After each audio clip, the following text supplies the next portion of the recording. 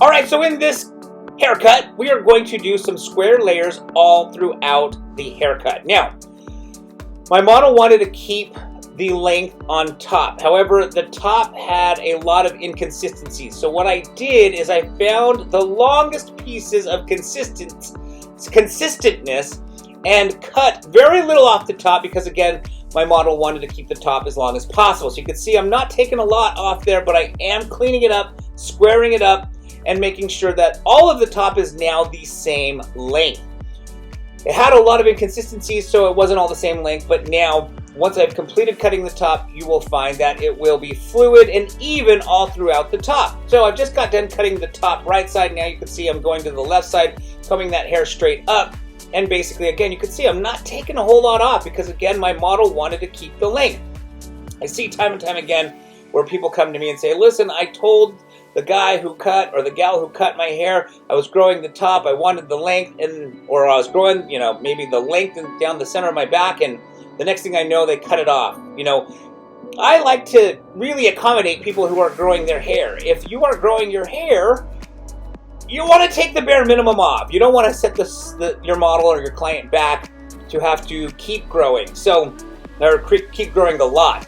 We want them to get to their goal as soon as possible. So now that I've completed cutting the top, it is now time to establish the outline for the sides.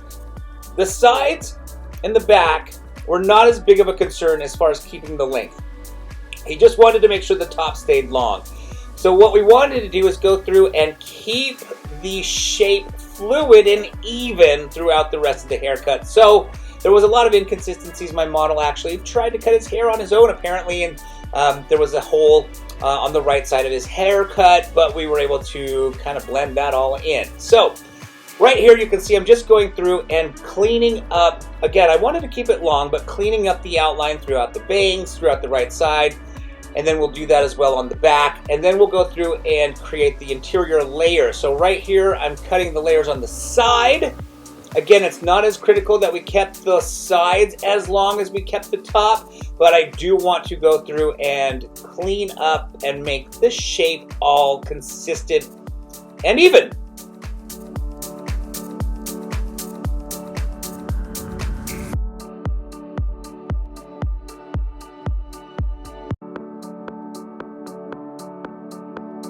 All right, so you can see I'm now working these layers on the left side. And right there, I'm just squaring them up, making them nice and consistent and fluid all the way around, taking sections, working my way to the center back, taking another section right there. I'm going to comb that section to the previous section. Using the previous section as my guide, you can see the shape is now becoming a lot more fluid, a lot more even. You can already tell there on the left side compared to the right side. I haven't done the right side yet. Now it is time to start the right side. So I'm going to start the layering here on the right side. Basically, not a whole lot to explain here. I'm going to just basically do the exact same thing I did on the left side.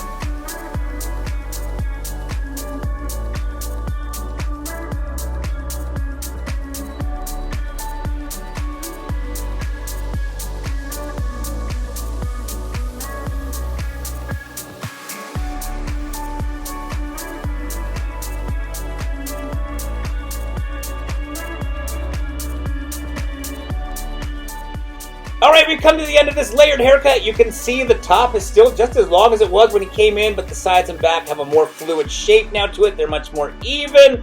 I hope you guys enjoyed this video. If you did, please give it a thumbs up. Any questions? Hey, hit me down in that comment section below. Any comments, do the same thing. I hope you guys subscribe to this channel. And as always, I want to thank you guys so very much again for watching.